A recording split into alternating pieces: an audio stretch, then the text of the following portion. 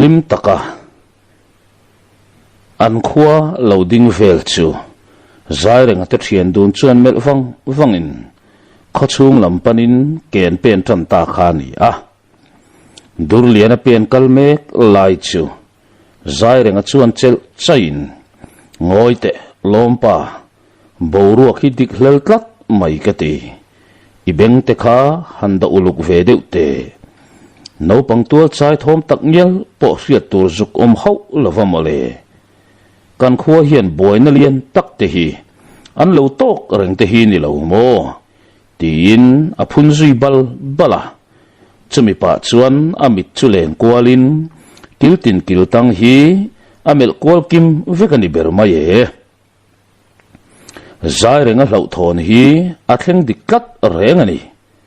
tuna la lalmuala mi pui ko khom vek ni in an lal sai ji ka dar bu thami ne chu tum tu triau ral pasal tha rivung le ho ten lal le upa te an thu noi man tat maya tlangfal rual ho tan chet la ngai na renga ve si la vale lal le upa te thu noi chungin malbe puya rivung hian kham cherwal rual te hi lo chau kuk mai lo ni a chutiang khopangai nep na le mu sit na le chau na chu pasal tha ke kani in te ve tan song lo ui pui tui lian thlir ngot chi ni hek lo le pasal tha man ku nga pen chuakin pasal tha man ku nga la chu rivunga laka liam pui tuarin alet reng to mai boxia anu pui fanau ten tra ngoin thisenin atak sala chu abol sen ngei ngoya chuti chung chuan min han tung le te u kan son che ho mai chu le tin ola chua dat reng thova thi lo na emo tlom ru reng pasal tha man ku nga hian ala pu lo pasal tha rivung la chuan nui zat maya pasal tha man ku nga chumelin tuna zong ar veng tlak poini to lo khamo midang in laomem tiamel kwal velin he khua hian mipa ti in chal ngam pakhat mainom nange ka thaza hanti re na tur tak ngial po tia aule lo lai chuan achala tak mai sadai ek aron ri thop maya adak zok maya sadai ek akizung pui kiang atlade bal mai chumelin tunge tia thinrim taka rak roi chung hian me pui lam chu mela achem avai ri fur mai tunge min vom kha in soi lo chuan kat hat vek don chu ti au kukin a thoma chuana zual tula chuti lain sadai ek bok churon leng le nalin among tama tak maya vir kwal vel lai mong tama tak mai chuan ron fu le chai maya chuan thinrim na ti so sang zual savaniang arol po arin zual sawa chutianga an pasal tha berin thomna mai chua tak zeta chuan le anaw te zong lalin chung te po chu lal le upa te thunuai tu an ni mek lain lal le upa te phuar vekata ton ni awanga ngai thatak le chin ngai chang tur hian an ron dak chuak zok hloma chu hun thange mai chu ni zai renga le durlianan an lo nga chu lalu ka pui lalin chung ten an moi sap lai chuan pasal tha rivunga lompa ber neulian chuan lu ka pui atanga athian pa au lung pa hian ege ni ta tin lalmual lam hoya amita len kual ngal roya athian pa an chai boy hun chang ran tu athian pa na chai boy hun chang ran tu zai renga pon lalle ka pui lama putzal zal sa ni in lalle ka puya chuana kai zui zata lal in chunga pen lo rual lain lal le upa te chu mak ti tak mai hian zai renga melin an meng phok vak hloma lal le upa te mui le kut manga bengchang lo tur khap te in lal nu le lal far nu te lo la sai dar chu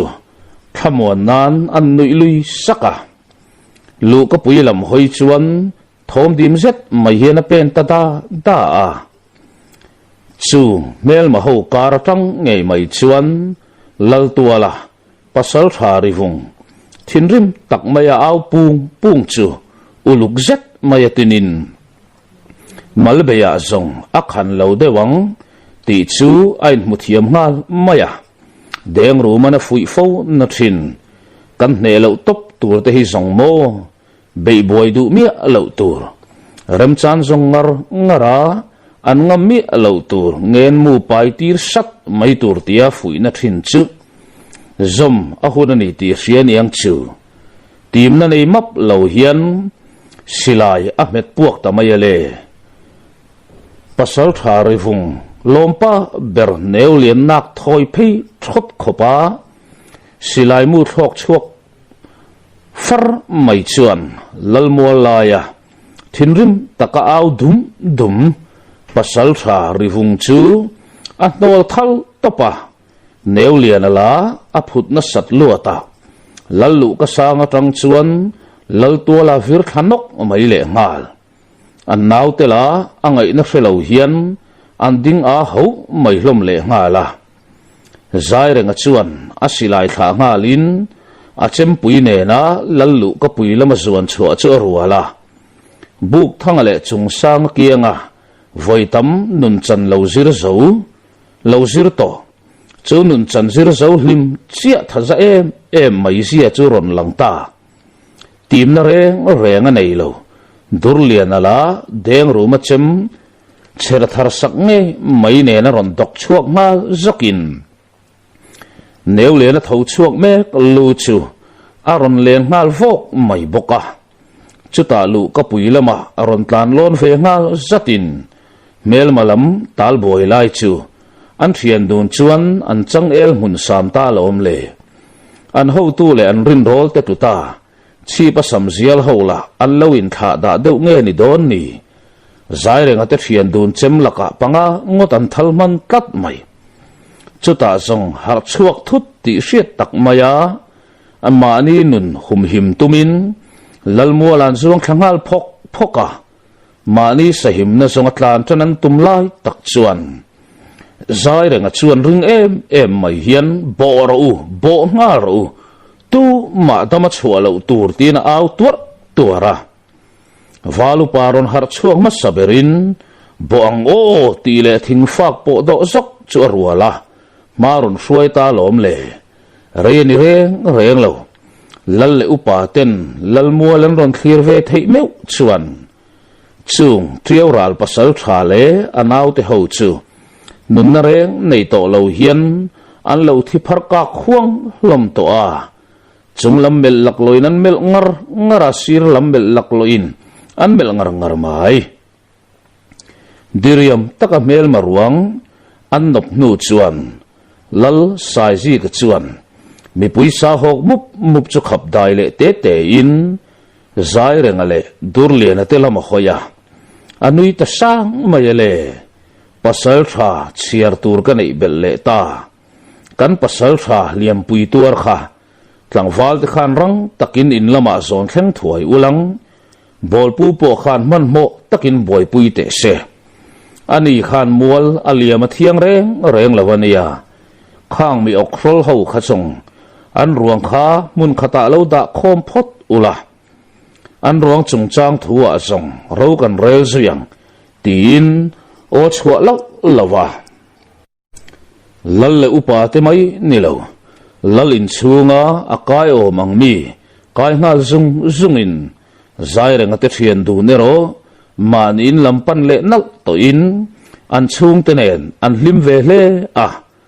maktak mai chu zai renga te mela hian thi sen chua mani mishing pui nun nalak sak hlim hlot mel reng mu tur om tat lo engma tong lo le thleng lo ang maya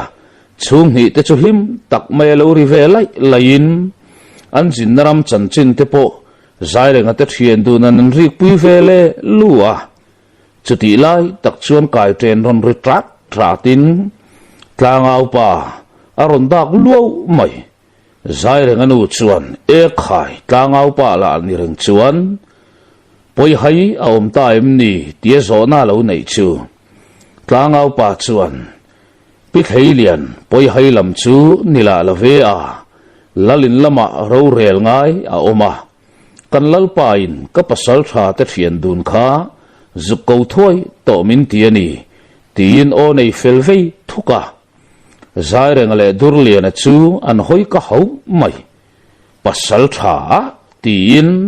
an nui lam lam te zahiel zoka pasal tha tia lam tur em chuan an ma ni anin ena in me anin timol lavani chuti rualin an chet vel dan en kha chuan pasal tha ralu po voi tam lo khai to chet lak dan dik takani boxia zumru de tak chunga zaireng ate thian dun tlangau pa hnunga pen lut chu lal le upa te chuan an lo hui nai thuaya khon bol min chuan e khai kan pasal tha tuai tir te tel lovin ral kan lo rel trek mai alom le in mong han hungram thuai to u in jin naram chan chin te le kan lal thu cha te po soinaram chang ani nge yang ti in nelom takhian lo nui vara valupa pon akiang nai thu tura lo hui thuai in an ni thian du nero a hoi po an hoi chuangam lo chu ni bere lal sai ji ga chuan zaireng ate ti tlang nel nan zaireng ege ka farnu te chu an lo dam tlang thabok mo tia on nei ma sakte te chun ruala chu zong zaireng ate tan chan lo chi ni to hek lo le muang chang adak chuakin on thian ve khaka lalpa lalfanu chu alo dam thale a hlim po hlim khop mai tin itana thulom em chu fapa a hring ta boke lalnu lam mel pa in lalnu zaum tu mel thale dum takinei ta thakim lovin apiang hlau maya ma seng thakim lova piang e tilavin a hoi har tha in a hrisel na po thak hopin ka sia ro le ti in lalpa berin a ming a choi tel tir he sin imak pa te chung kwa zong bor pui khomon tu ni in a theiber te jingami an ni boka an se huang la angi rin angir khup mai boka tin lalpa ka soitlang lo ange imak pa chuan isom na po lo ben khon thuain pasal tha buk thangan tu na tanga thadet tum ni na khon bol upatel ngein kalom pa hiron lam to kan lal hian a ui hle don ani ti selo kulang lal point ron biak thiam viau angayang ti in felfai takhian min cha sin ati fel thaka lalin chung chu ringal mamin kei ka kalang kei ma zok le ti in khon bolu pa ho thua moi te lam tur kal chunin chu nak nga la thua moi an zinga telani ngat chuan englai po in buk thang ate hoin an ngai ven reng don ti an chiang masin mo lal chu buhut mutin ka farnu khan bai vai takin nu na mang to thina adu mia lo nei lui tir ani tre mai le ngal kada poimo zialan nan thadet voi ni ani rualin keima nge hi bor puilam hoi chuan ke ka pen chuakang engpo ni sila hei kan ria tangin kan be seimi lo khwal dongin thina ko tlanga kan dak zuai tlang chu ni ya kan pasal thatuai tir te lo lo ta seng song tuna hian in kianga ding tur ka to lo mai thie zai renga te thian dun mel pa in ka chuang hle chewani ti hi hrengang cheu kho chung lam lo mon me tu te tan la chet lak ngai na mi lo khan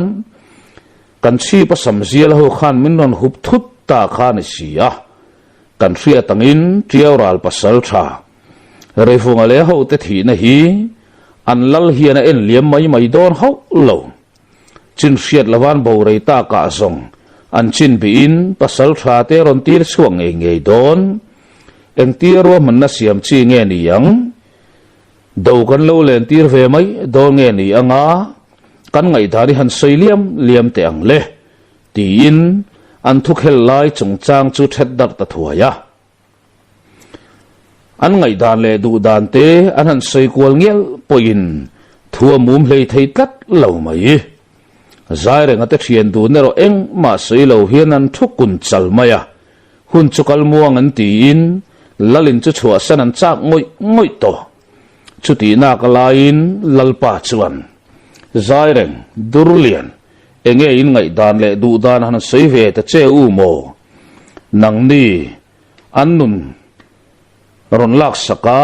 kan nun min don chan chu sak tu berin ni a ngai dan le du dan te poi nei nge yanga tia ron nor ta ka chuan durlian a chuan zai reng a chu kheu de ha hloka valu pa in thar hun na hun ani lo ni o tia lo fui zau na nen zai reng a chuan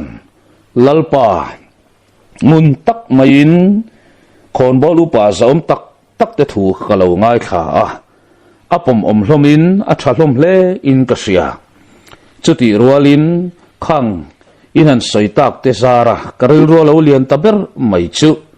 kong ulsam berni na lang in ka sia rifung te wang khua dailu tila ngai dam handir ngot ta ilang min ngai dam hau lawanga ma nilu zuar chan kan changle kang an nu hi kan lalpai na soita kang khan an ron chui ngei don chu wang chuan kei an ron kal na sul che hi zo le ngatin an ma ni po zon tel tamayila triau kama that taka wazalin triau lui kan ka nanga an ram chin a kan hne kan hungang an kholam lo hoi zongin ke kan pen don ti na ni chu chuti rualin thuivak lo triawa nu kan nut chianga triau lui kan dai to mai aniang chu lui nar lam zo zarin tui tam lo lai ni bok nen lui tui sel kan dai anga ni leng a lui kan zo nuwa zong kong ru pa ngai po turin man mo na tel mi lo le kan niak chui thei mi alavin khwa aron loi lu le thein ka sia tin kan niak chui har sat thei nan kan ke puanin kan tuam vek bokang kan khwa kan ron le lu dai don ti na ni a chuta zong rin hel thu la min ron palani po in kan lo mu reng lo thuin kan lo chang thei to ang chu tin an nampui khua te om na lam hoin kan hne kan nu chia ma sa set dona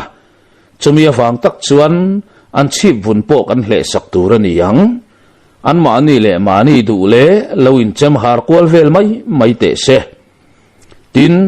na nem po thler ol sam tak ang mai ni lo tura ke ni lam po hi kan lo in lek khong ruk ve hi atul to ani min tha tu te hei chen ron tlan to in nupui fanau mangai na wanga tol zel an ni a chuan tol na chuan top chin nein hei hi kan ramani tinan in bengbel to a an tha te le zel kan tol non fo tur ni in ka hrebik lo ati chang ta faka a mel en ang ani tat lo akam chuak tin re nga pui ting zia lo lang in buk thanga zia rang ala na sale ani ti po chianga in rin tok na apai tam hle ti la chiang na samai lalpa po chu bukmut muta enge kan ngai dan ni tlang le tia aron kwal ta ka zong a tha khopang chu tin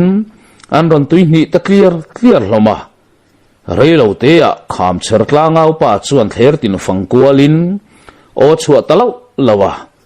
zanri ei khamani meu chuan mitin te man mo taka lalmual lampan dorin akal thei o mang chin chu lalmual an kim thato kher mai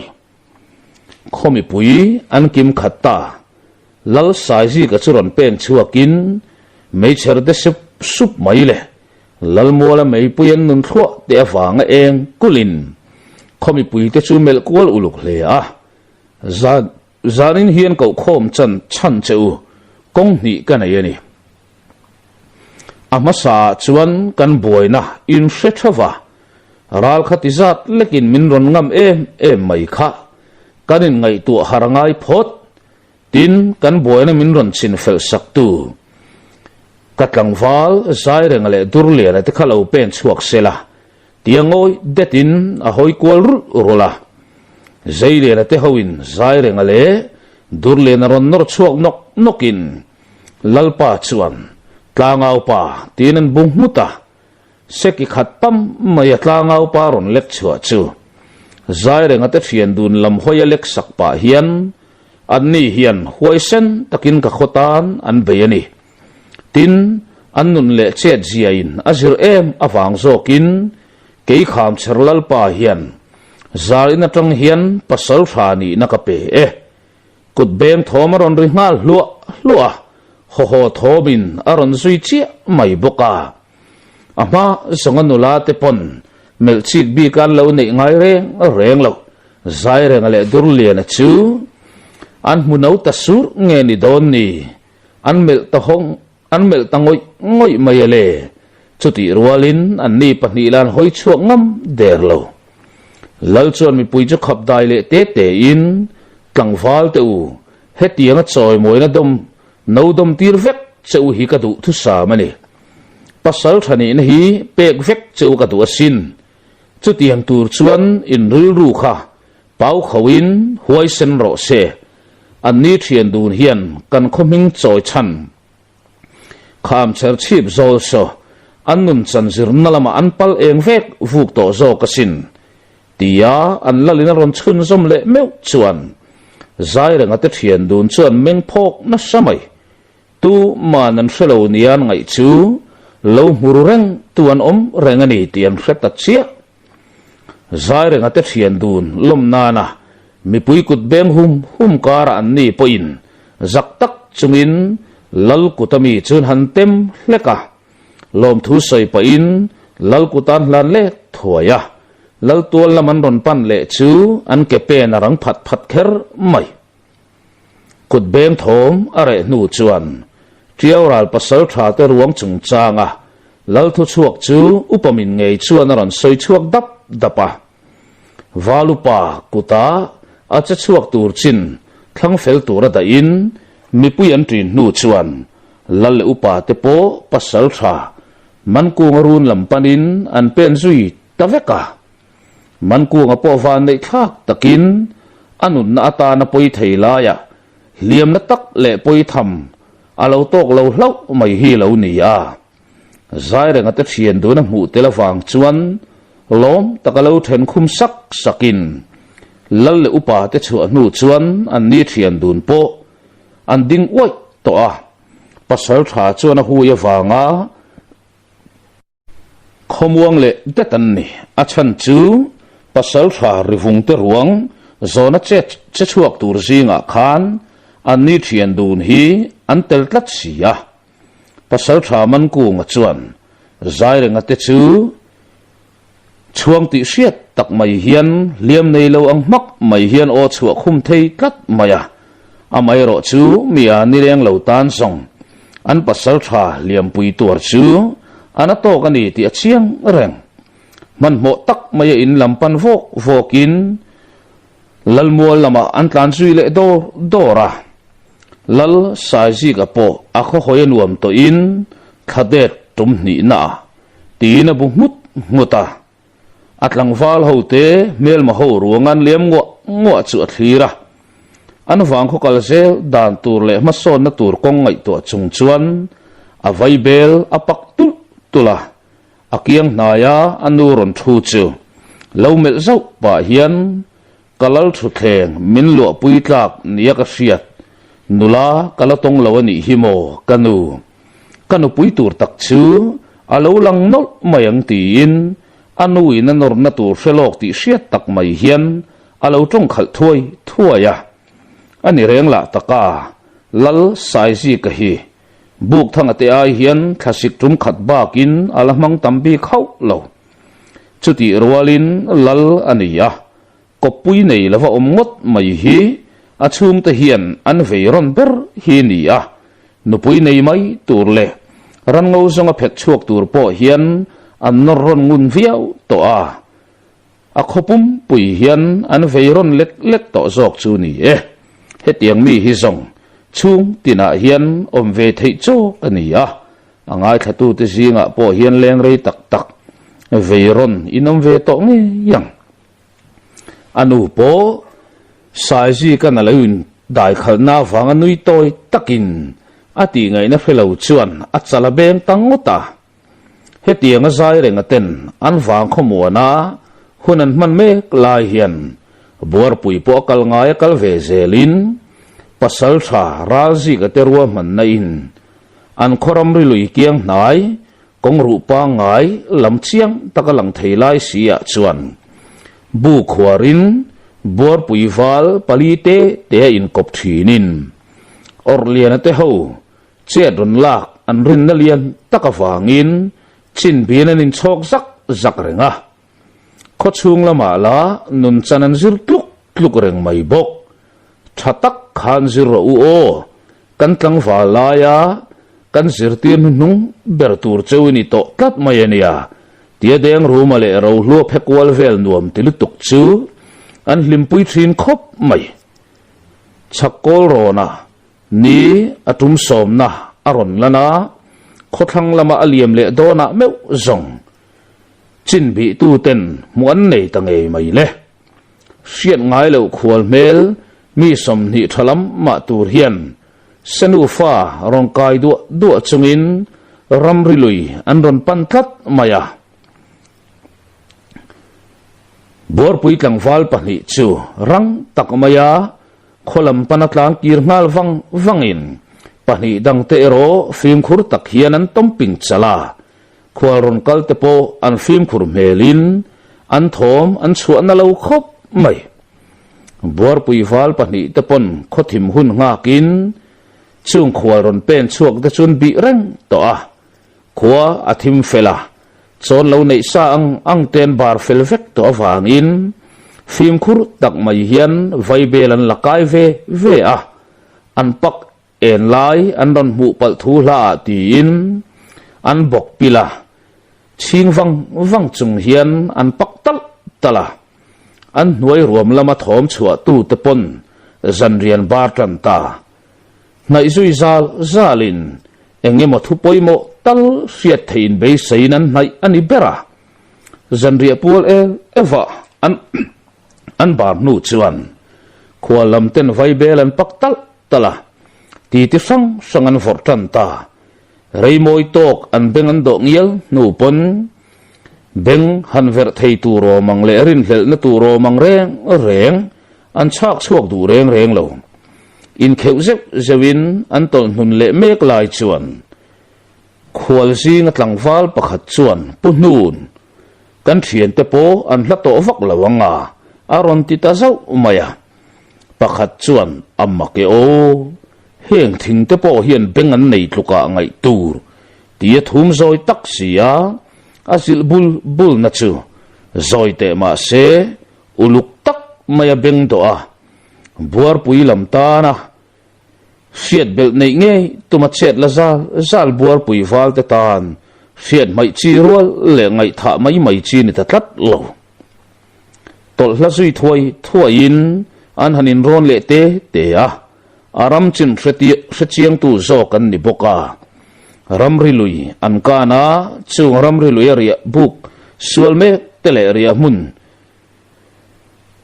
pan me tele mut bu kai phar me te hel ngatin thenom ram chung an ke an ngata an beng siat toite bo zuin an liam zui tanal nal khani choma chan ve om vel an kal le meu chuan ruam deuh hlek laya mei puina lutuk lova loin chep chu an ral thir theita an mei cher hum an khup zon leka an lek ko po chu timit zui thuain thim hnuaya an cha chuak zui ta sa la rayani hau lo chu mei puyan mu na lam chuan po thuaya mong an hung fel ta mak mai le thâu si lệ sẽ thấy chứ sang tên an tì bùi phạc lâu bùa bùi val pani te poin an mi bị te muang tak maya an mong an hum sắp ta cả chuan an tol kir zui ta za la ramri luyami te an hel le zet nu chuan kholam hoin chol muang ei lo hian an kir tawang wanga khovar ar khuan hun om vela khuwa chu anin palkheng ta rama ral lian ton ate in an pan jok tatlata kai train an ra ri grol chia in chung lama an pasal tha te ninang an pasal tha ral lian ton o ngei mai na oron thian thom anan hriat ngal chuan maktiru tak mai hian anin meldun zoka pasal tha kan ron pen lu done o tia o nei zui ngal zatin kong khar chu an nam tol ngal thuaya pasal tha ral lian ton apon khumpui lam ron chua san fel vek to in bu khum ngata meya nun thuaya an tlang wal te thu hon chu ngun tak mai hian beng do in angai tha ani bu ngut pa hian tikhan khong nal ta ulang in lama ve ha dam takin wazal phot mai to u ral nok tur chuan taksa a ha dam angai thin ania taksa ber ha dam miau lo chuan kan thapek azoi thin nga ye an thok theite ni ngot lo chuan khun zong kan langa viau ani chuwa he khota na in thorim na le in pek na zong hi lal nen ka thlen nge yanga a thlonin an luang ral don reng lavania nang nia wang chau hian he khuwa po hi himai theidin huna ding ani ti hrengang cheu tia thungai thak nuam tak mai fa nu chuan tlangwal pani te po chu pasal thathuang chuan man in lampanin an pen chuak zui ta voka karlawa khowarin ron zui ngalin ralian ton apon lalmo lampan tura anin chua san chu ruala pasal tha zalira tele a thian te ho nen lalin lam an pan zui ta ha le upakhir tua la som kwal le setin lal in an kai zui ta a lal ro do la chuan lom tak mai lo dong song thuain kan thu dong tu kan pasal tha te hian ro man nan ron le an ron ni lok vek tong chung sang pu tin upakhir tua la chun thlek hu upakhir tua la chuan ka beng in mi no deuh nge mani don ni ral rel chung changa rel tu reng ka nei ve mi alo mai ka ti kan pasal tha te kuta hen eng kim da vek mai langa thale bermai tin on lo chua thum ve du ta chuta lalpa chuan ani eng tin nge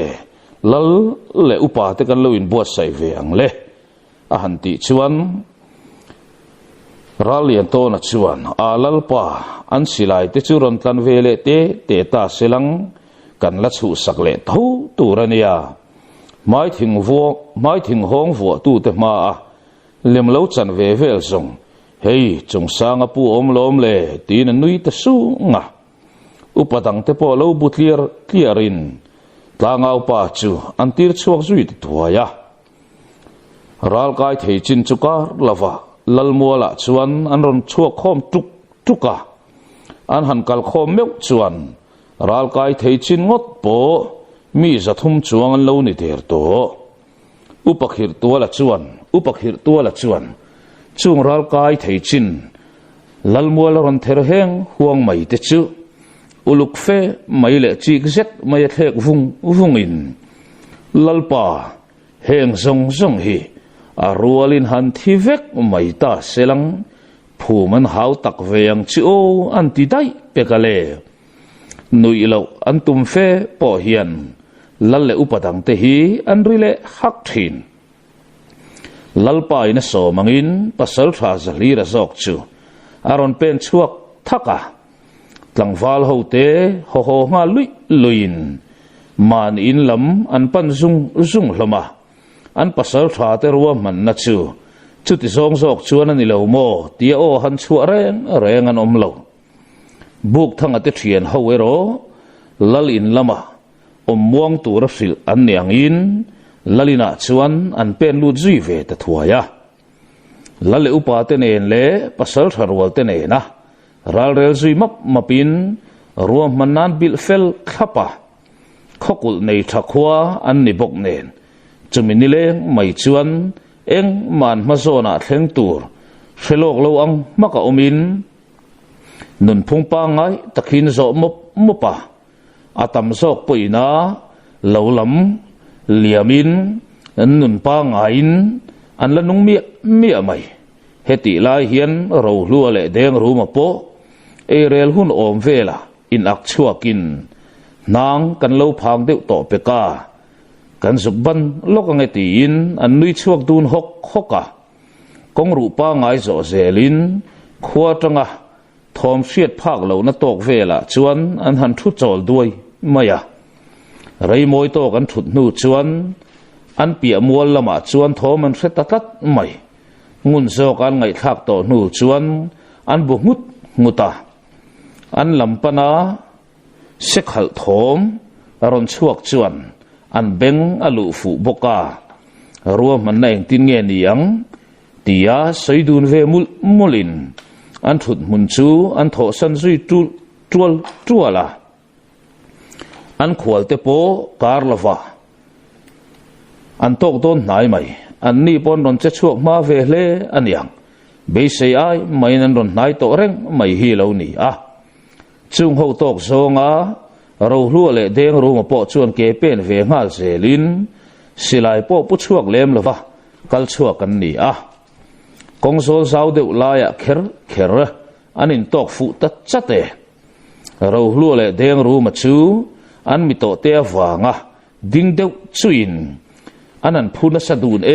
em khopan phuna sadun nutuk chu an mani pon nui zalek lek mai alo mutu te ta ne ro an phulu yani ti reng a khiat chuang lo chuta nui sun chung hian wai pem thar tur kan nei don nge in van ron thok rip em ve o a thalam hoi thuaniang mo tin nelom takhian ro hlua chuan be vei suama zai pui khon bolu pa chuan e khai bor pui fal te in niang mo ni e khwal tha kan ni e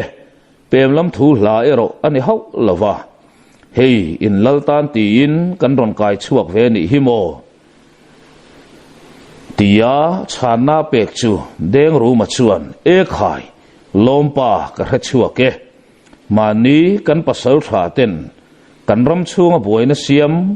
an sam an tan sakta kho silain lon an ron khom sakha an ron tlan don ani nge yang kan ram chunga kan khwal turte salulak saktuma kan pasal tha te ma thin thita te khan ni nge yang kapu sial nga tak khoi ni nge don hi a hetianga silai tlan chua hi inti thangzek lo mo tia nui kurin deng ruma bok chuan an seron kai te chu an bel chiang vel kher peka chuta in seron kai hola chu an thana that mel tlang in a hei apui lampo hian no an dam viau anga ti to lompa iliam san teang inu pui khan min lo sok le pahni lo dang e heng te song kan khuwa an han hung turani himo a kha tok hian ti hian ron ti sek mai selang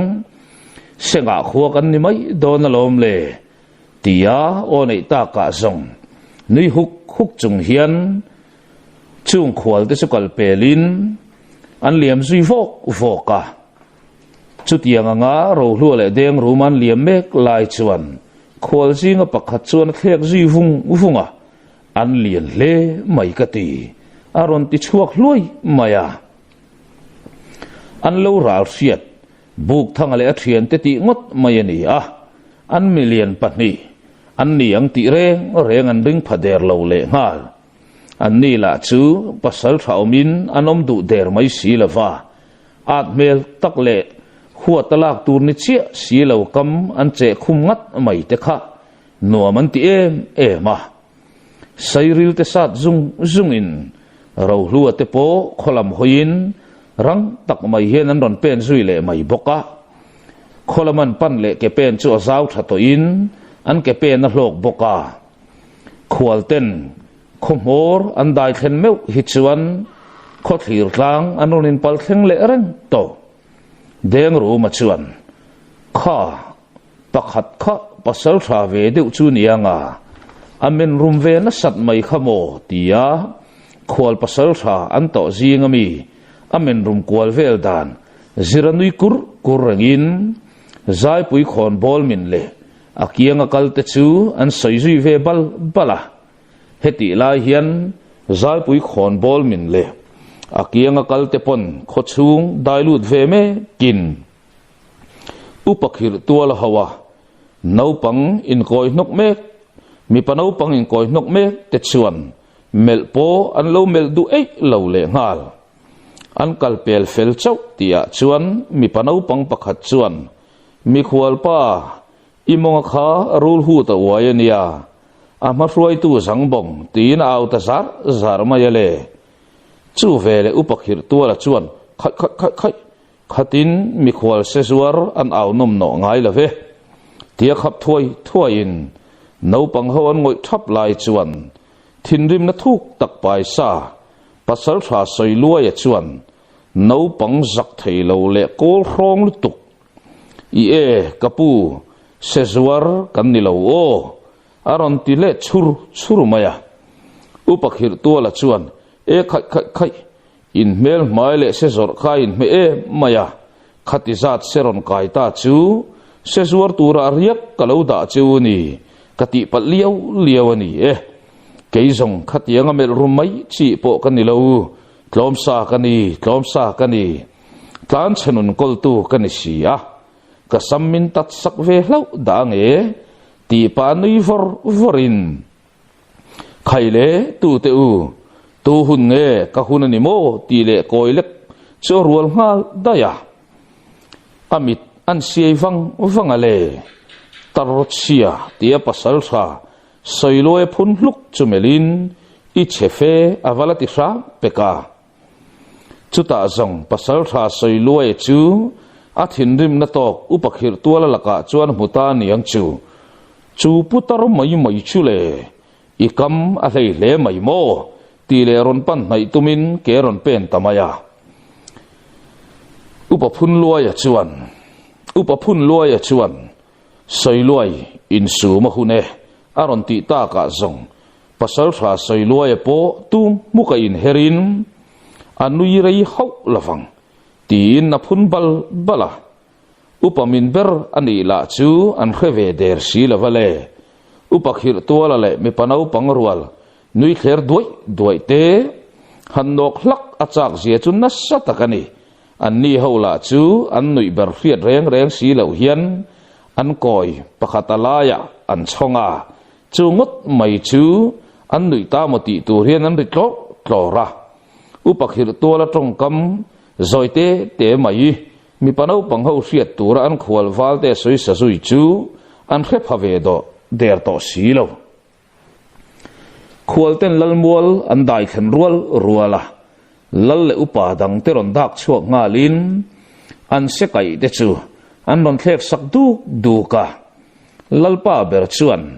kawa ho sale zual dole mo an ron tilu lung pekale chu zong zai pui lam tan ngai thang nuam ani hau lawaniang an na ru sok loma chuti lain lalpa bok chuan tangau pa an seron kai ho khu ka se huanga khan han khung to kha hei in silai chu o in pasal tha te samte a to sei le tan to tianui hukin an khwal ho te chun mel kwal duna ka khoram chunga te nom chua chu a hau tak tal zela sin ti khan mo ki le wang ta ulang nang ni khua ne hian soi ho tur kan nei ka hre ho lo mai solai mau hak lui ton tir vela khazong in zan ria cho turin bar man nge yang kalal in zong nang ni yang ta na dailu arem velo ni te se rei tak le thui tak sialin ron kai to a serim nam ther thur ro karel pui pe hlek lavania katlar te point ti kholo zo do ne a in mel la chu anam chom mel lomin in por fap mai boxia tiangai om taka lal ro do la kam liam chuan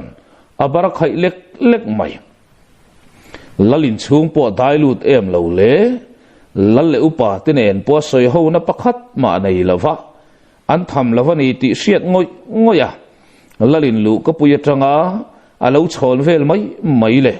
akianga khon bol upa hoina an mani po en lem lova vai belan lo pak mai te chuan an thin rim na tok apo chuak chiang ema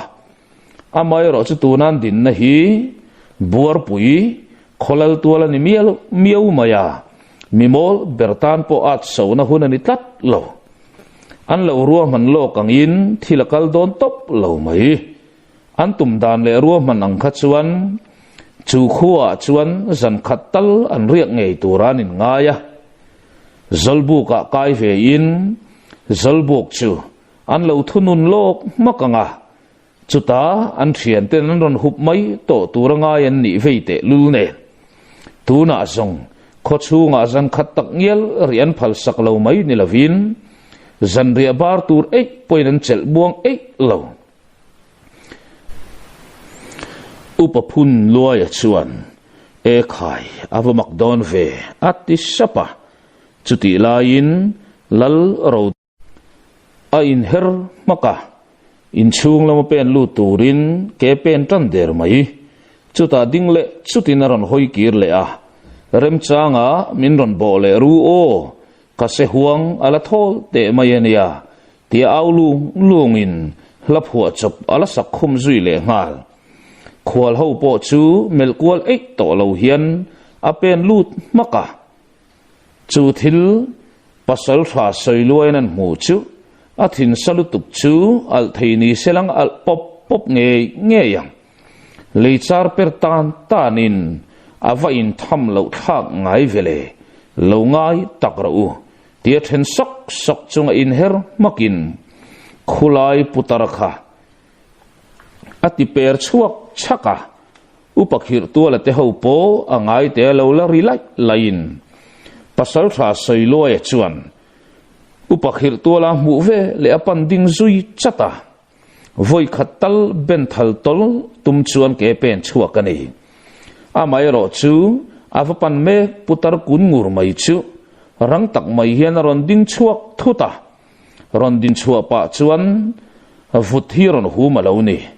vut hian pasal tha soiloi mitaka mai chuan aron the thut mai le chuta engtiklain nge chu putar chuan che talon aron lang man ni pasal tha soiloi ngong le chem ain chuk tu azui taran mai le tlangwal mana khir tu la kha ikai thole hlau dang yo ahman man kut tha ngot chi le tarachia tia ko nom na mai chi ka ni leinem arbom chia chu lo omani mai the mi hring tung chawakal zinga hian tarachia anom ngai lo tin on chua vot rai maya zai pui lam chuan an ron hual ti der tamayale chung ho chumel kualin in vahan mol heng hung tak o tia o chua sup lain an hnung loka tang chuan kan upamin khoiron tum tu tele kan wang khua huai sar tak maya chet ron langam tu te chu a tu te nge moi ni te chai chu le thin chak to hle ani mo ti thomaron chuak ta bor puiwal rualten an lo hual felvek to hi lo ni a poi khoi tu in ni a poi khoi tu chuan ngai dam dil nan sialin ron kaya in sial te mangin silai chu in thleng chuakin in ron khul chuak to vek boka peklet vek in ni to fanga lom ta ka ruanga khatianga kan wang kho boila siam zonga che tin nun lak mai le tuna zong in silai lak le te kha hum zui zel tlak in ni don lo top mai ka ti khoi nge heng te hi in mamodana dik don lo tlat min ka nan te hian in mang riau riawange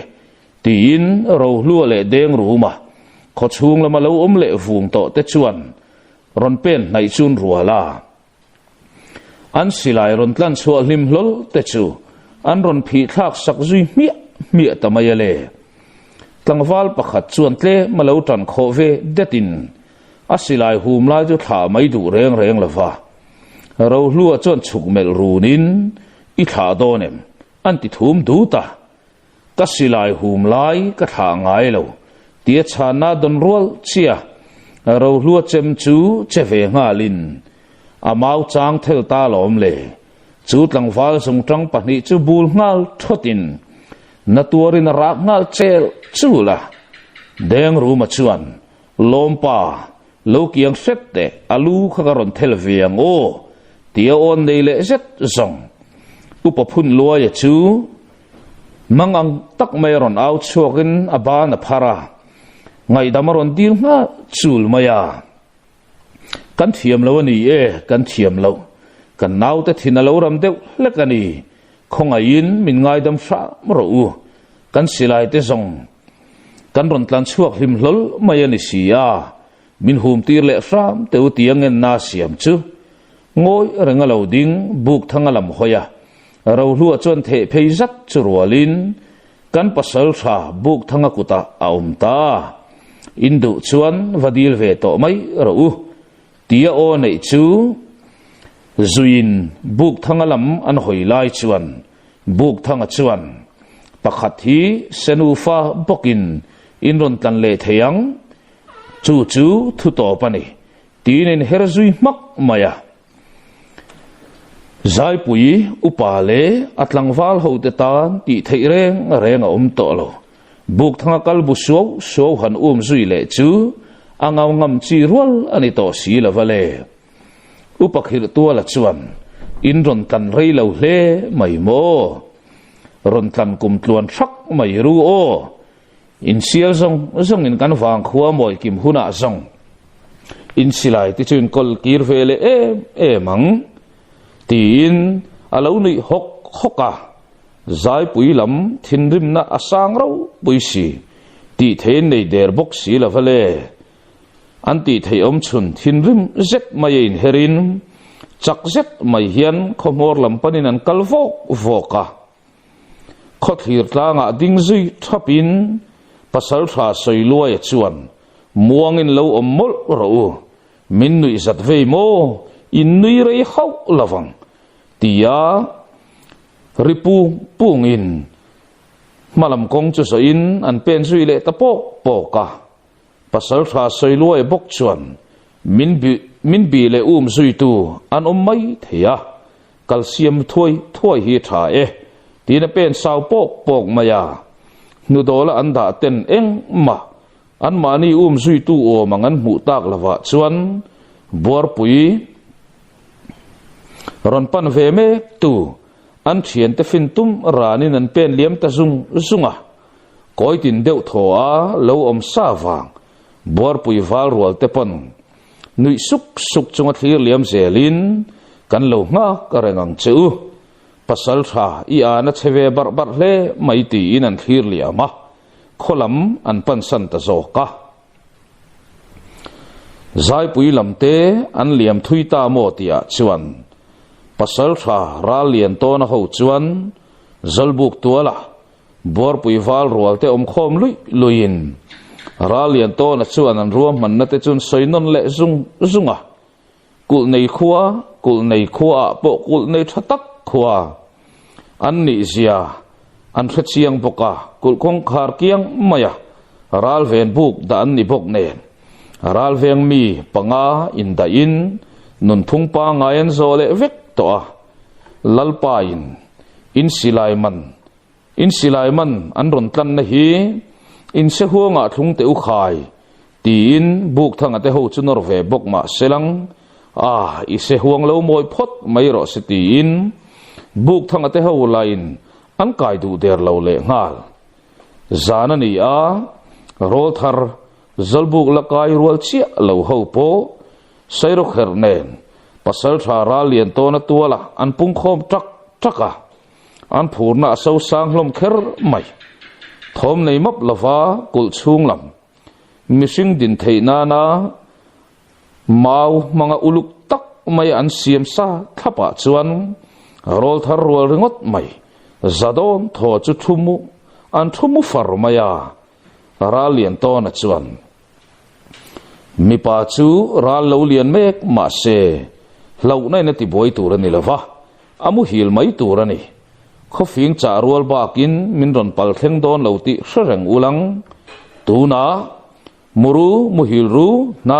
naru trong vai ngal mol ro tia o chhoin rol thar hola an u tenuna hlo na mu turom lova an ngai san ber te an kiang maya an om bok nen zam na reng an nei ei lo pasal tha thu ya lau big ni lau taka lansar lau taka muhil der reng ta chu kar lawa muhil tak hlomin buk thang ate ho po an thumu ve mai boka khofing cha don haya zong pasal tha je dik tak lo lang le to in buk thang le chung sang an har lola pasal tha ra lian to na ero thom ngai thaina lo thule wang to thom ngai changan re thiep lai chuan zoite aphun thom aron chuak tange ye rol thar ho te thom dim tak mai kai tho kwal vekin ral ven buk lama bu pol le nim eng ilo manga an siam mishing ruangam ang tak an din tir chu potche velin thom an han ngai chang zui thapa thim chamup mai noya beng uluk tak mai chi in thim om rei to tan chuan mishing lim tha o mang chu mu thei kat thonga rol thar ho panan sairo kher an koi kul pan to a thim thama om reng ta chuan lim thadum deuh bi an thlir thiam to em ral ven buk lam hoya ron pen nai me te chu buk thanga chuan a mela pathum tia phun supin silai tin ko wa thok le khata silai mang ni lo hian feiron thok rifua maya an milim siam chu fei chuan a ron thal zui ta tol mai chuta na tua room thom ron chuakin kathin nun a tak a nun la ya tia thua moi u out chuai rai chuan ati nui teu hlom te chuta zong ral ho pon ral venga anda chu an hlom ta nga in an ngai thasop nge ni don ni an ron ding lor ngam tan tatlat maya chuti lai tak chuan zai pui ho be seimi lo thila thleng sai hlum aving tan ta fer maya le aron pen nai pathum te phei chu natur rakin an thal zui top hloma an nu ron rap se la ron pen nai zai pui tlang wal ten tol rok mai tuna tia buk thanga aw vak rual chuan rol thar ho chu thupil le diakin an om muna silai le thal hum ho te an ron fu ve ngal chata mel malam thoman han ngai tha an re thuap mai ro lua chuan zai pui mi te u in sa seng hlek su o kan tlom tre to ania kan bu pol po in kho thal tol thenia zamre reng su theina sang takin nei ania ti aulu lungin an nui ang huwa le nga la chu chuan pasal tha soiloi thin ter tek akai thotlat asilai ron met puak ta pekalom le chu songa ti fu hau lo asilai me de zok rual chia buk thanga silai puak ve thoi mai chuan amal puiru tak mai chu avadeng tliak ngal rop maya anatuar tre thom le an chephu chuak thom chu narem tak ania an la achenaro silai puak zui thoi in buar pui lam la silai phung som kol sa ba ka zai pui lam ta pathum nen khan an ri el maya ro hlu le deng ru ma thingun lutuk ero a boi thak lam setani upakhir tual hawin an ral ka na mun noya chuan tual zol zawla ya mei chepin an lo ti mep mai boka an kul hi thing tuai maltia po thua thum ngata siamani a chuti maya ol samaka chiat le ka tlang chi rol ni hek lo le kho chung lam la an muang sia ya ral khel mel mang puam ponom meu lo ti khan in pe chen min lo ka pru o ti ya chung sanga awlang lang nu chuan pil zui diakin mei pui an che bela ti sang vorin an ho dur maya zai pui lam la ron nai ngam om to hek lo le chutianga an valu chua tum me te thom chua hum mai chu angai na felo zet mai hian an bi le deuh dak hlom thina an mang ang ti ngei na felo chuan an han kap le ringot mai thin a mai ro chu chon le tu re an om to si lo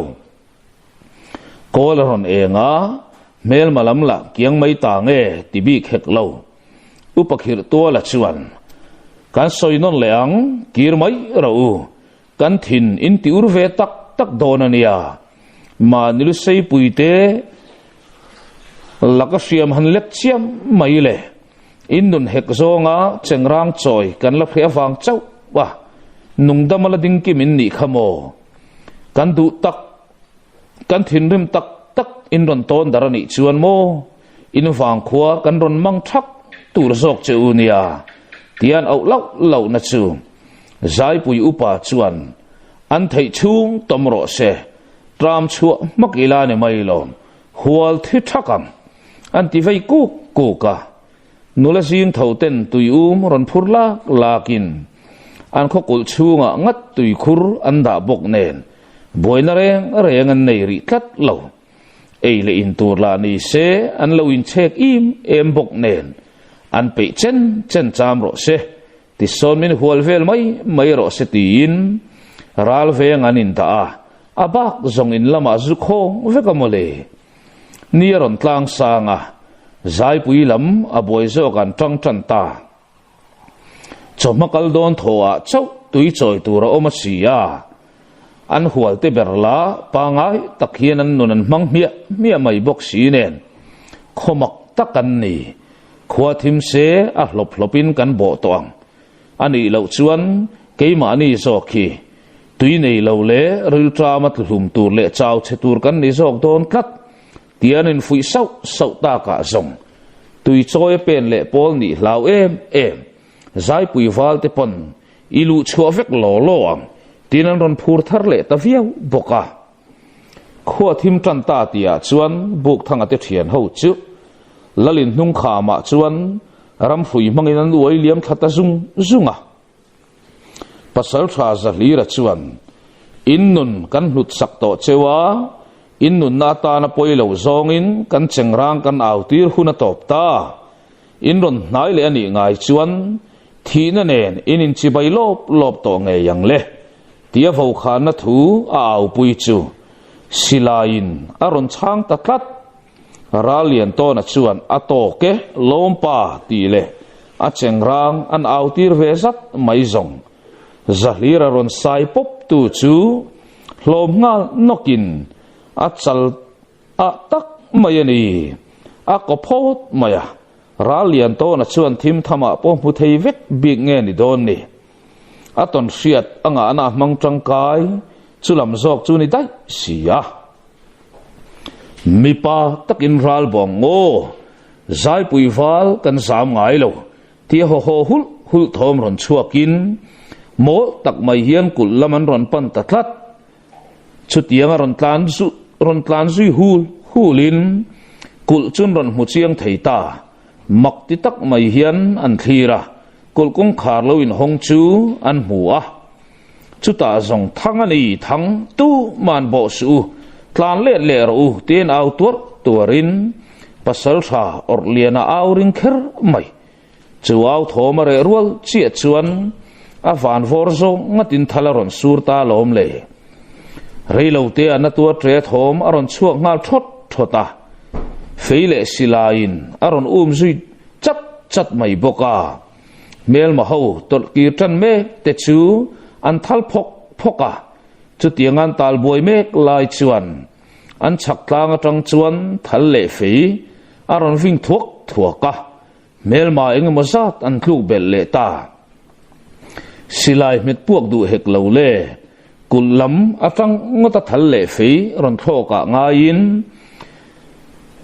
buk thanga te hoina asir lama tanga an ron beina chun laman thiam ve tlat lo ro hlu le deng rumanin sum pe tangang lawaniang chu boang tia in thurol takmaya o chua supin ral ho tal boi noi mai lam hoin an dok chuak ta tlat mayale buk thanga te pathum tan ngoi ranga en chin ni to big lo ral chu alading then la thanem ve phian mai sia rang tak mai sui ve ngal chatin mel ma ho tal boi na karan zuang lut ta pe kalom le kul lama mi ten ro hlu ku rui tho man riat ruala thal le fei silai da niam ngal vekin buk thang ale thian te tan khun thol an pe ni ber ta zoka an ni thian hola nuam tin an leu piet maya te ma thim cha big deuh hlek lai chu mishing ruang am ani ngei ringin an vai pop maya buk thangala atan thimin omzia nei ve hek lo le alulak chem dang lam zek mai chu le kwal pui puata chu lulak chemina to piang chu nunna an hlau zel zong ani an hlau zel zong ani a thlen china piang an liam zoi hi ni bermaya a chang le lung le thing te chu an han sat le pop hlom thina niang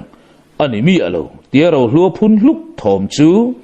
buk thanga pon nui pui le suk thina mel malam an tol mek lain an mei che enin a chun phatasia mi samriat ve lai an lani ve bok nen an mani ron boa ron sam tu te za tan theta chuta zong le chil lum vekang o tia ho chunga tran ron kho let le in buk thanga te ho chun ron bo ron don tatlat mai buk thanga chuan tuna ti le rang tak mai in hera kullama tlan chiat chun rualta chu chuan mel malam phur na thar pe in an ron dok zok hloma deng ru ma le ro hluat lan duai chu buk thanga chuan silai hum poli na mo feinan kho fu mai lavin tlan koi zor ro tlan koi ro angilin tlan su tin au tuara ro hlu le deng ru mala tlan koi su gan nui or mai boxi kul sol sau lai an dai lu fel chuan buk thanga hoikir zoka an mani ron tu te chuan tim na an nei tan tlata hriat na nei awangin akianga tlan ve me te hnia kianga chuan kluk dar tur tin o chua zata chuta zong buk thanga le thua moi chung sang te chuan bok ta thlop maya mel malam pon an ron mu theita an klue bo chil ru ti au chunga an ron dok tan le me lain an ni pathum po churang tak mai thawin an tlan bai lui na samai kul kong kharan then don naya ding le vek sin tuna tia buk thanga awrol chia chuan silai le thal le fei aron leng chuak le ta tak le pui takani pui tak mel malam chu thal ngal phok in sa seng tumin maninun hlu thau an boi tan ta ralian to na nge mai chuan kha ke ma ralian to na buar pui pasal phazam ngai lo tia olian pui mai ron chua chungoron dok chuakin tangfal ho tanan ron zui huma mel ma ho chu an va bo chil ta rup mayale mel malam tan ti thei chun chu mấy có po ta tlan chiat bak ti thei talo ma ne nun hlutin ruam thuk lam hoi te chuan a then tlang lam hoi ten an tlan dar ta sung maya heti lai hian deng ru male ro hlu a phei chu lo ding chol ve to bik hlei lavin anuam ti beran lo tang le dai to amai ro chu mol taka ral tlan chiat sui tu manom lo chu chuan an ral rel ngun zia le anin zia tir ngun zia a hril chiang em mai si a tlangwal ho ten nun na nei to lo ho mel malu an tan sak zui maka pasal tha te fuina hnuaya le an mi en ton pasal tha ral lian to na te chu mai baga buk thanga te thian ho khosa zia le che zia hian mel malaka riam le khi ti mai hek lo le an en ton te ber te nun zia chu la zelin mel malaka chuan tim na reng an nei lo chu ti rualin pasal tha te o kam chuak zuin liam tur zinga tle madam kho chua be se om deuh hlek te ro an nun zu sak vek thunga nu nau muatan amoi don lavin mu shom achang thaiania tin sapuya ko du thin tin ruang chu kham laman nor liam maka voitam hun tha kan pe a za taka phu man phu bi kat lo ti makin an luan lak saktero puma an hungkar furumaya thisen afar kuk kulmai liam tuarla an omve heglova nun na chan phei chu ro hlu le deng ru man thingun em ti lo zong tu ma nun na chan anom lo kholam pan donang o tianin bo sai me lain pasal tha soiluaya liam pui tuar chunga tomping chal mai chu a hliama tak mai sai mar thurin a se sak ta hlo mai le anatilu tuk tak mai in sum zo lo chu ron si zo pekalom le chu kher zong afa poi tak em mi beng var chung chuang buk thanga beng alu man tlat sia ro hlu le deng ru ma chu kheu sang vatin ta son va zung chin ngot mai teu naw lian pui in zung chuak lol mai thayenia tia hril ru su in an nei pahni la thilom zia man thiam nga lin an lo phur na samai chu ni in khoi nge in bai thol hiu mayang o tia in hlim zui nga lin an pe ko ta tur mai le soi loi tan tor har nga niang chu thui aron ti chuak ta thot maya mei cher nen rang takan han bi chian nak chuan pasal tha soi loi angai mai chu an tham chuak ta lom le a hi thanamai na samai sia alu an zun khung fuani ti chiang takalangin a hu zul mai bok sia pasal tharo pui zun khum thek an nom hi khuanu za ngai na ni e fanei konga po min pui nge na nia karin ni tia deng ruma aw lung chu nui pui hamin soiloya amal pui ru atliak boksia lang tolai siamin annor hong ti deu nok tabera dim lau zet main an pen pui voka lalmol dai thenga mi pui ten lo lom hulin an thom chu a thamep te lal ro do la churon din chuakin buar pui wal te hi ahman man be chi kan ningot lawasin tuna po hian in mureng lom ni du nei ulang that chimit vek thei cheu kan ni zo ka sin tia lalpa ber o chuak po zang khai wa kher mai liam tuar te la chu an lo thon ru kang thil eng ma thleng lavin mak tak main uluk tak mai hian an en kol kat mai thunga bor pui wal te ko sa zia le an chungan thatnan mu chuan zakin an kun ngat hloma nilia liam le me chuan zai pui wal pakhat liam tuar zinga tle ma ziom te ber mai chulam kala tirin in lal hne na chuan ti hian thu thlenang che tuna tanga ninga aral na chia kan ron run don ti lo hril don nia min run ma satoa kan ron ve hun anti mak maya chút lang va la chuan be mi an ni lo ti ngot ngai tua kal nalin khua le khua in chem har na le in be na chung changa la bor pui lam chuan hlim kat maya fiam thuan lata moti mai turan khosatlat mai te chuan na tham ur maya man mo dak mai kal nalin an lal le upa te tlom lo ma se ani zong in be na mola zuan lu nom non ava han tum to lo chiang tak em man mo bok aniang acho atana an fun chua sak abar zoka tue in chol zok thin ti lo chu zan po mumi lo le atlan deuh ngatin an wang khua po ain palkhen da thuaya zai pulel le upa ten an lo ruk ang nge ya an tlangwal thuron ken an riat meu chuan lalpa ber chu ding chuak hluain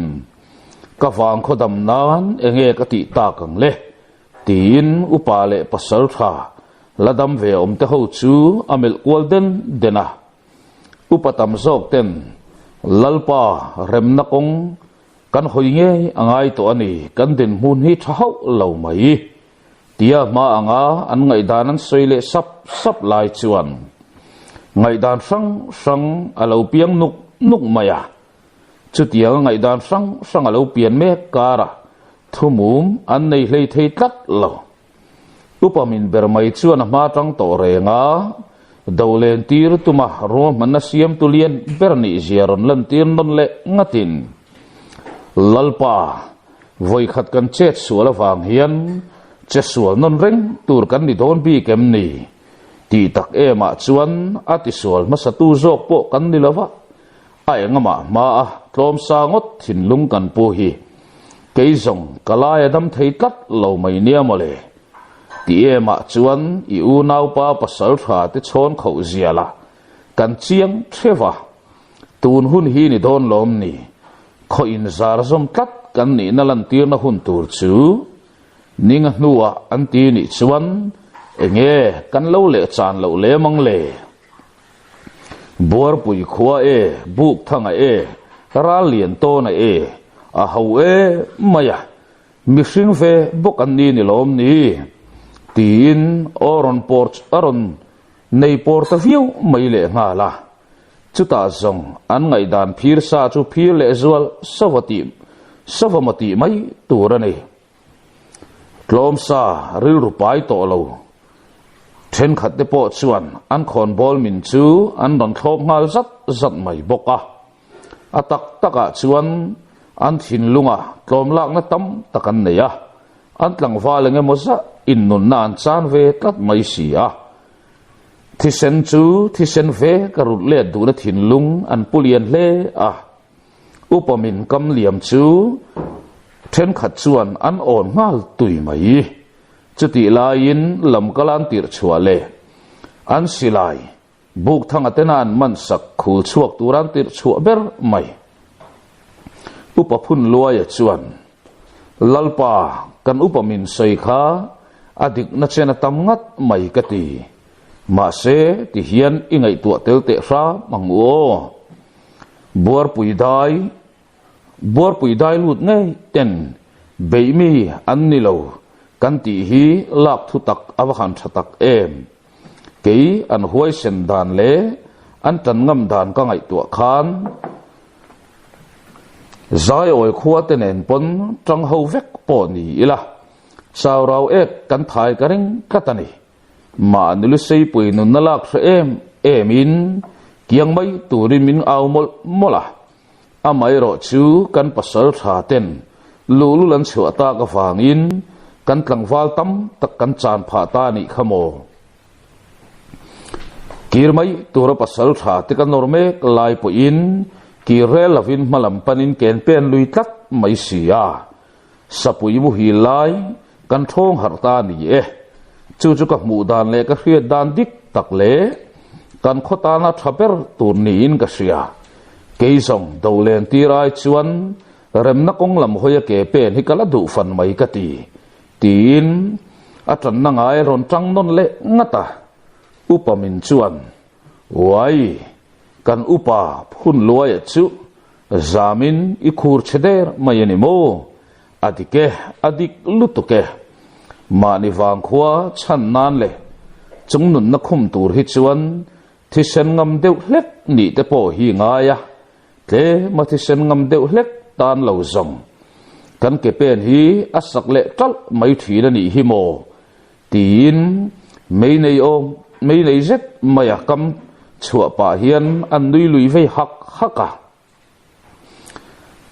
huneng ma chen ata to an khoi na har sat boy mang anan to piang le thina ko tlanga da theina din huna an din a piang nga lam kala pen chuak nge thin upa phun loi chuan angai dan dik takaron soi zo to a upa minina aron nui zat let na chu angai thei talawani ang chu an tlang wal tam tak te thita te zan na le khongai na thin lung nen a thut muna tang chuan aron ding chuak ta phat mai voi tam musit trong kam le nui zat trong kam hi mi chua khum ta fo maya ka ngoi zela mi angoi reng awang hian adoi zepta ti na ni hleinem le thisen ngam zong thu in mo thui ron keu thu ka tunge thisen ngam zok chu fi ila idu ber siam choi ta che ke hian thi ka hlawin ring em ni kan wang kho him nan le nu naw le tar chak lo zok te awanga rem na ka san konga ani lo zong thui keu le tak tat mai chu le kan tlang wal tu ta te na tur tre thom te chan tungai rum kok te khan ka beng alua tu na nge mai po hian mang chi angin min la zui reng zo ka sin du ni sela khol lam khan ke nge po hi min da thange nge to ang or lian te po hi ko non le vek ni ro se a chan chu a thiam lo zo khi thiam chang dinin kan ding ani mai lo mo khatiang zong kha zong in minor to hlek chu idua ingam tak takani chuan i tha tenen zong po ron thok chuak ta che u mo kalulak chem karep ung khak to khu e mel mathiserin alwan hlanani ve boke ati ta cheu maya lalin chung chure nga dukin upa phun loya pazai dam top thin ur thei lawan ngai remna zong sam thin tian riat meu chu tiang khopa aron thin rim tamai le aron ngam huai tamai chuan abara khai vekani lal sai do la churang takaron in rol nga vatin aron khap dai ta thua ya upa phun loya po in thiam lo ril rudeu tak chunga lalpa chumelin lalpa kathinan saput mayalom le tin a thut huna chuan muang chang hian among hung le ruaya upamin berla thin urlu ata fanga sai ru darani chuti rualin thadem duama tia lo ni zadruk thin mit meng kha mel reingam tlat silo tlom zok angalan fe sia ruain lal in ni lo seng zong alati zui ta bal fram peka chu zong athil soi to zong athil poi beranita mizaidam thin urna top akai thonon le tatlat maya upa phun loya chu in su matum talo top mai chutianga khon bol minina lal in ni lo seng zong an ti zau mai chu chuti tur chu mo lal ina ni lo zalbuk tuala nge kalo ngak don chenia pasal tha lian phunga fopa phun lian a hian thi lo na ka nei ne mo ka chem kalo zukta riam ta nge he kho himnan hian ka pe nanga ka pen zelang lalpa min ngai dam don nia iro re na trom pui tak tlak kani to love ichunga kalom em a vui vai na ero eng mai chunga ka nei love mi huai sen vut tai ho ngei khan bor pui ho chu in lo ma chon don nia i wang khoi ro atlunge nge yang chu ka beng ka riat lian chian tluk hian ka chiang ani ti le tho nal chu rualin amit meng sen chuak veka chuan thi sen chuak hre mi lo na le pasal tha thi sen luan ni na akol chu mu theina ron lang tatlat mai bok nen man mo mi lawa pon lampana ke pe ni nan ding le deta vut tai ron man mo du lo la idu thu sam lal ina ni lo zolbuk tuala zok chuan kalo ngak don chenia tap chak zola sakei chauchi kani velo tiram le makin ain herzuita lalpa o ina upaphun loya a au na le khatirum rum turem ni avamak om rum ve tia au zuina ero ami au me chu lungtum au e tum nen thumun rengani to hetian rik lai tran tirte khan lalin noya hian buk thangale chungsanga tuk van to in an mi man pa niak ron chui paran ni a an ni pa ni po an be se ai daya an mi man an chua pa akal chakta ka wang khan an ha ve tak zet le ngal an khota na ha le beng chit ero seom ti nan nei de lowa upa hanin bakkai kwal vel thon chu ngai tha in anui tir dun saka an thurem seu mai le nga la a huai sen jok chu an ring thiam der to bok lalin boruak lam akal fu hlei thei to lo upamin chuan upaphun loi chuak ta chumel zuin lalpa ava in zalo thak sak ngai vele nang meu po enga ma ngai lo che ni khamo he khwa hian alo lian talutuk ani ange atana mi nok kani zia a hailang ni berin gasia kadin munte hi alo odru em ani don khamo aron ti chuale ta ka chuan akam liam renga thiam thu achak chuak tamin ain da chung nung ngal lar maya chutianga upaminin upaphun loya kal chuak ta soizui kher chu anjinga upaphun loy mak pa thu vereng chuan angai thei talawani ang chu kapuzon tha khazong tongzui chiam lo mai te o enge a soisuala he kho himna du thu a au pui mai ania nangma anilom ni boruak tipun lun tu chule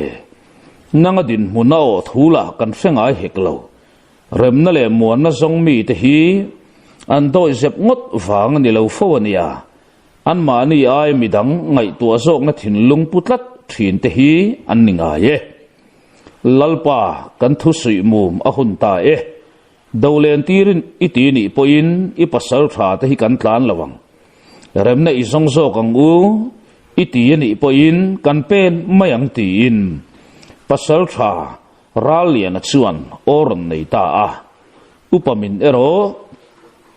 an zinga pasal tha raliana a thu verenga ni ti he changlek lava o lo chu buan na chuan atikim ki choi mai pasal tha raliana chuan alu aron thovok mayang ti hlau ru le to a lau le za manga lan mai ro atum bik mop lo chuti lain upaphun loy lam la khan akam chuaka alen nge donani ti asia atana in pen na thaber chun chu an lalpa chiani to tlat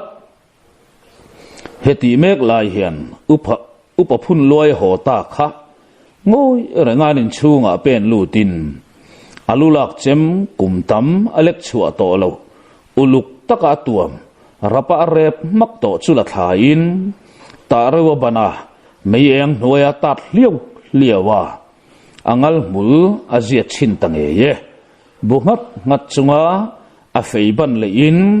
tara ubok chuan a fei siam lai jun tat le liau maya adu to ka nga ta niang chu ai te pui chunga alulak cham chu khung makin zalbuk tu lampanina pen ta mei sera kut veilama humin fei alek ran mai boka ral ma chon tur dik tak zia tu na zong apule tlatto afapa te hola apun heklava amak pa te ho lam la a hoi hek lo ading khong la lalmual lam a thlir vanga arinain areita deuh nge ni don ni angai na felo zeta ama lo mel tu te thek map lo hian lalmual lam pana pen chuakin lalmual lai taka chuna ding wanga lalin chung lam are thep thop lai tak chuan vu tai mipa takin ipuan vengla i thuam du ber churon choi chuak ro le tunge thisen ngam zok chu zanin hian fi in a omang mei nei takami khak fek na ka phur zo zai te hi atam tok ta tin ring em mai hian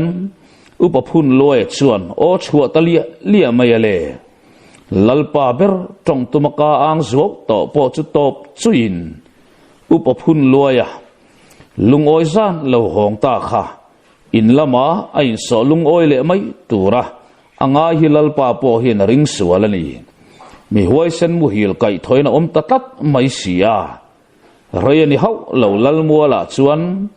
upaphun loe chi le kuang te chu silai le feile lulak chem nen an ron lor nga sup maya afapa pakuangot mai te chuan an paron din nai zui mi in an fa te honan ron thop zat mai boka enge thilom ziani ngai tin pa ber afa te fia ta po rol vin chuangai re nga reng lo thinrim lua ta fanga in hum sek tang mai chun theka upaphun loe chuan fa te u tol kiang ra u vu tai nen soidun tur kan nei vu taya thisen lava min chua tu nen hian kanin kar kan chin felangai ni atha ten ronin rol ni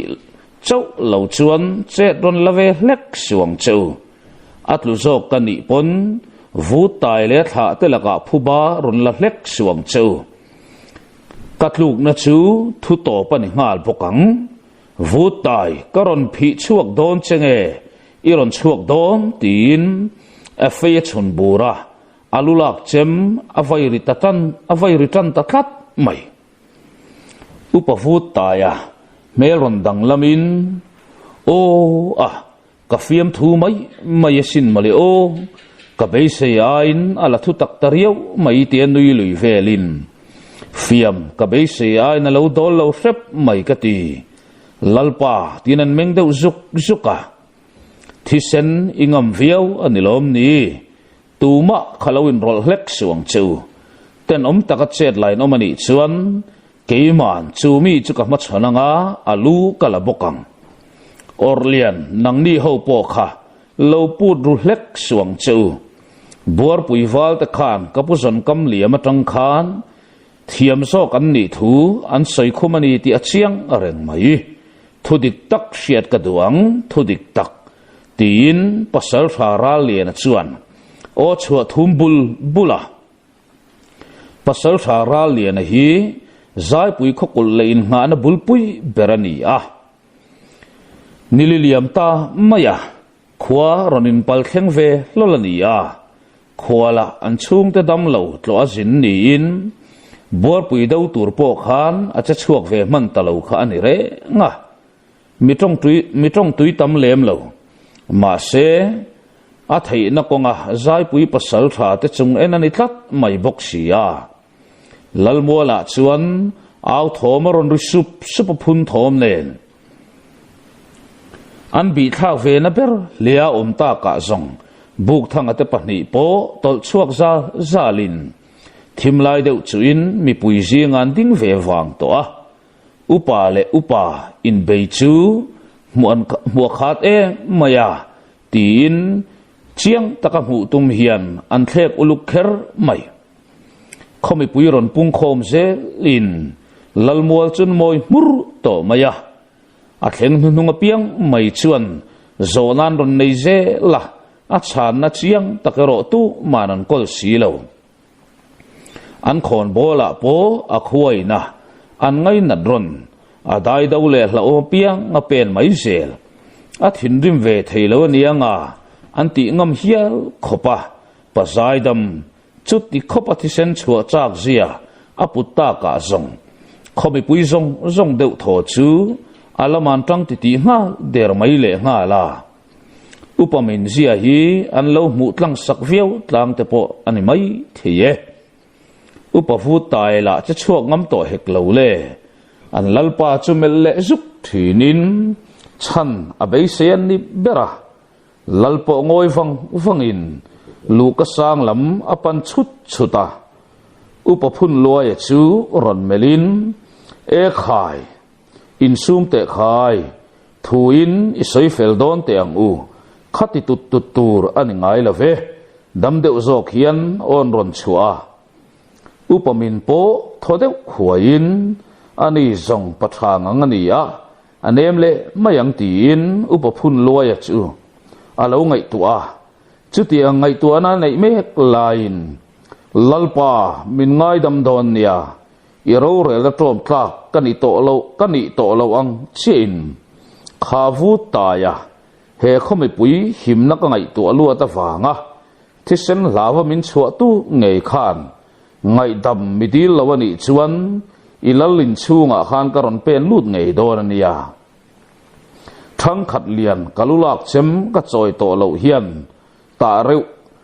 anim nai le to tlat maya chumi kong chu zoin ke ka pen tran le to a hoi kir le mi kani to la ve mi be ngam lawani chuan ngai dam midil thayang ati zui sia maya lal bertan me po alu hai thak ta tlat upavut taela upaphun loya ngai dam ka dilang mo enge ka ti sual tin alo rumal ngal mai bok si nen lalmang ang chuan he kholal hi kania ka thu chu thu to pani e boina siam chuan midau ani tin upaphun loya chu amel takul maya nui deuh hak pa hian e khai chuti tur mo buar pui hi dau ngeila tlangwal te le pasal tha te liam hlana lal chung kwa da that veka ilal thu thleng lua tuma ruam manna siam tu vu tai tan chuan ingam phot chuan lo ding chin ro le karon pen do ne ti le ko zet maya lallu ka sang lam hoi pen vokin tim na reng nei to lo amit meng sen vek kara tual tha chak na lang chuan lalme poti sam nge ni don ni kiang ro tia upaphun loya kam chuak zom chuan kong alo kian tangota anun ala thalve le sia karlawa lalin chunga chuan patlin na tuar the thom ron chuak ngalin ti sari no chok thom chuan a zui zat mai boka pon lama mi te tan tu ma pen lu rem ve lo turin upaphun loya fa ten lallu ka zon an moi mak mai bok sia chuta upaphun loya o ngei main soiro nangma mai nilo itha te thlengin ania ka sam vek don ni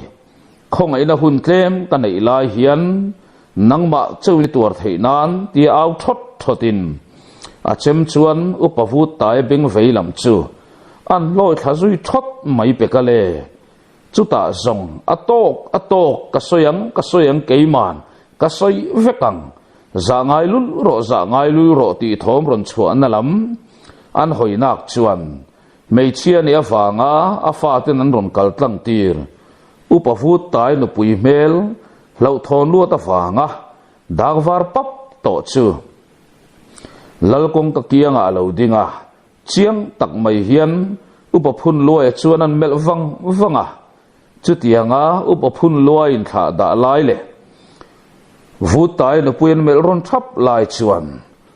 upamin vutai chuan mei chesak lo chuak wang ro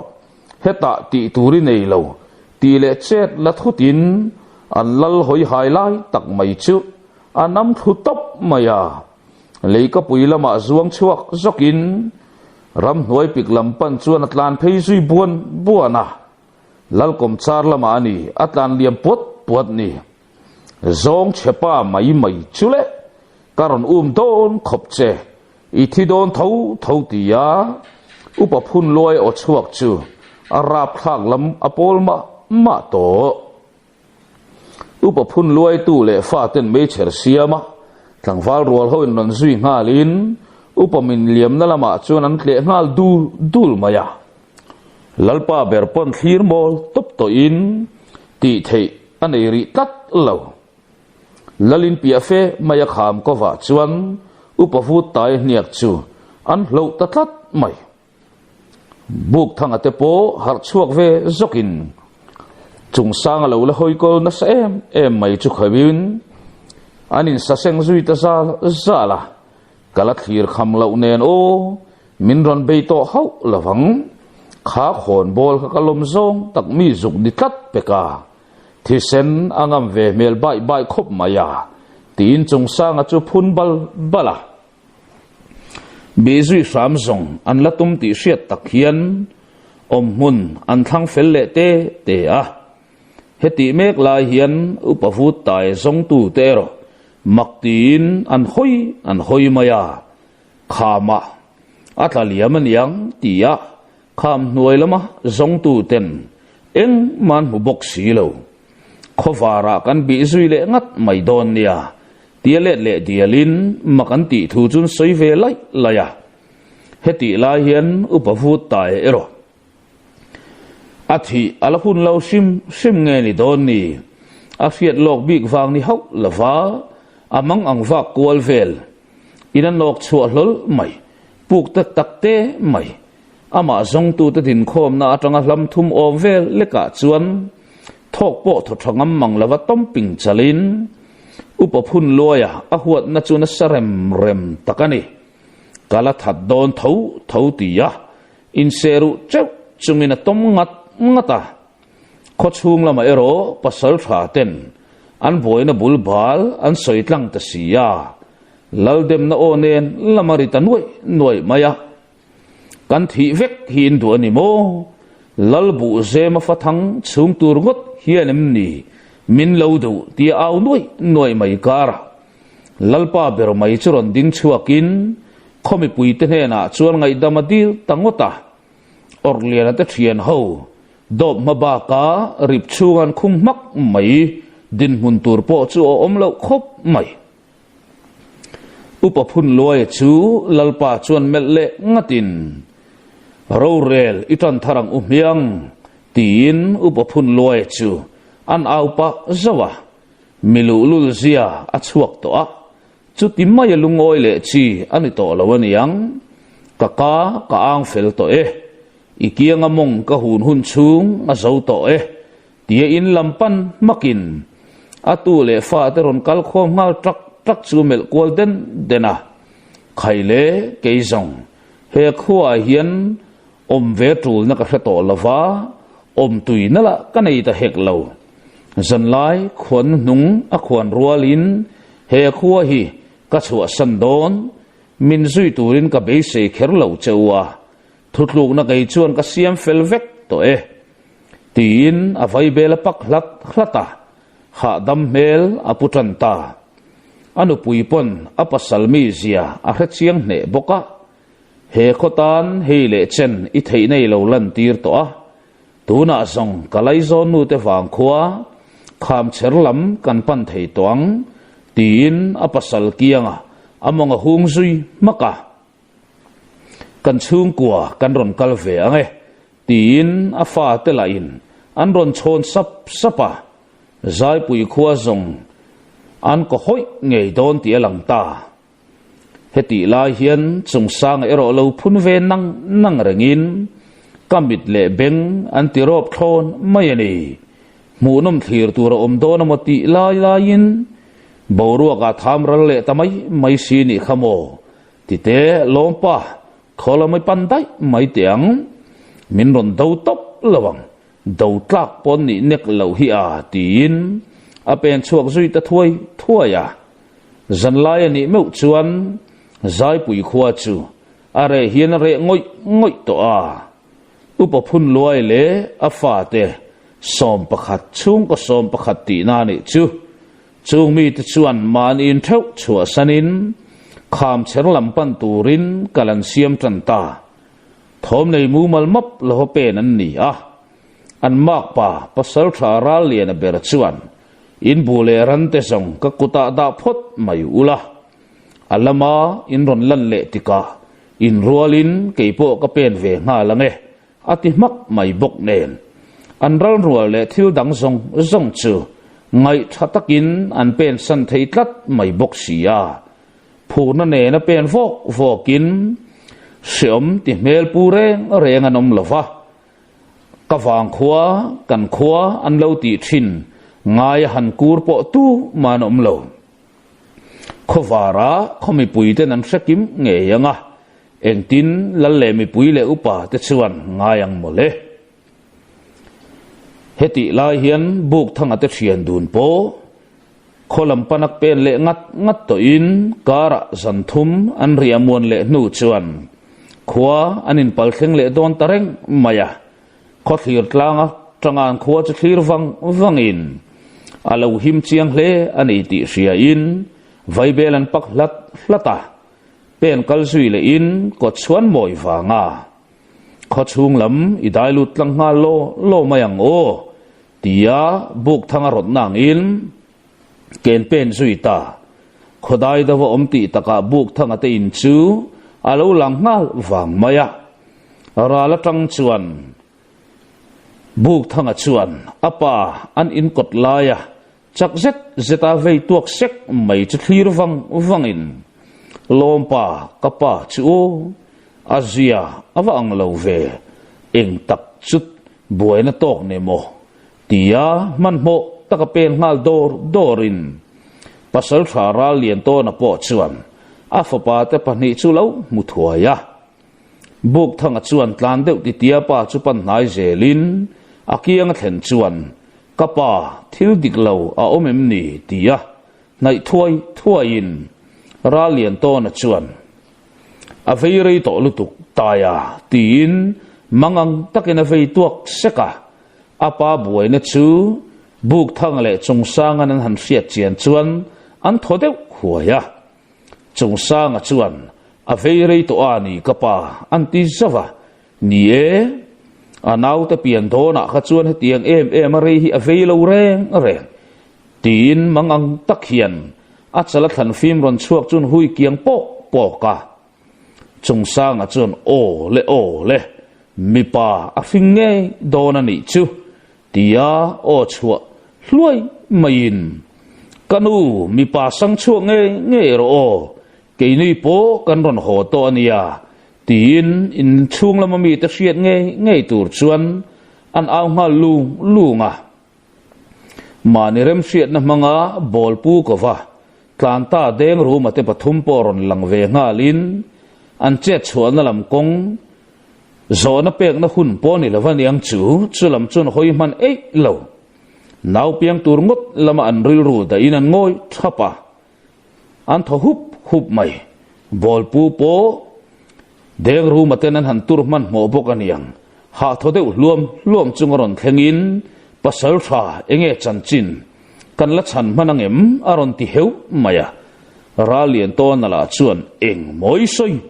อาทิโดนเร่งเลวอาลูติฟินหุรไม่บอกสิเรารู้เลยเด็กรู้มาเลยทัวมวยจุเมลินบอลปูชวนเองที่ลมเสียอาทิสายงาลดูระโออารุมจัดกันติงอตันอีขาที่เรารู้เราฉันนั่นจงไอตัววง